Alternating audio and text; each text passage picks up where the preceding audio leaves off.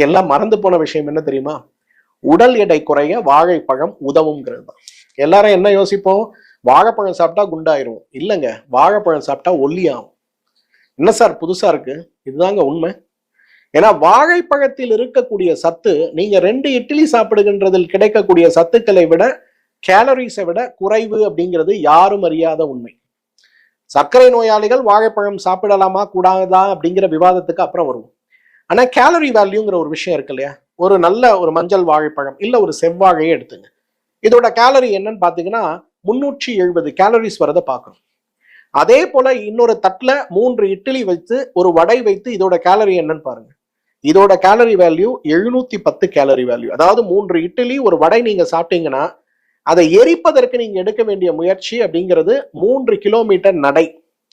ஆனா நம்ம வாழைப்பழத்தை கம்பேர் பண்ணோம்னா 3 இட்லி வரையில் இருக்கக்கூடிய கேலரி வேல்விட கிட்டத்தட்ட பாதி தான் இருக்கு. அப்ப யோசிச்சு பாருங்க, எது பெஸ்ட்? வாழைப்பழம் பெஸ்டா, இட்லி வடை பெஸ்டா?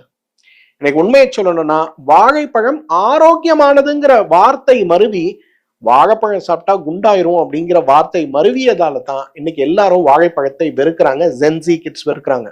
ஆனா பாருங்க, இந்த ஜென்சி கிட்ஸ் பழத்தை தான் வெறுக்கிறானே தவிர எல்லா சிப்ஸ், பக்கோடா, பிஸ்ஸா எல்லாம் சாப்பிட்டுட்டு இருக்கான். அதுல என்னமோ அவங்களுக்கு நான் குண்டாயிருவேங்கிற பயம் வர்றது கிடையாது. ஆனா வாழைப்பழம் சாப்பிட்டா நிறைய குழந்தைங்க வருவாங்க. டெய்லி ஒரு வாழைப்பழம் சாப்பிட்றாங்கன்னா அப்படின்னா, ஐயோ அங்கிள் வாழைப்பழம் சாப்பிட்டா நான் குண்டாயிருவேன் அப்படிம்பாங்க.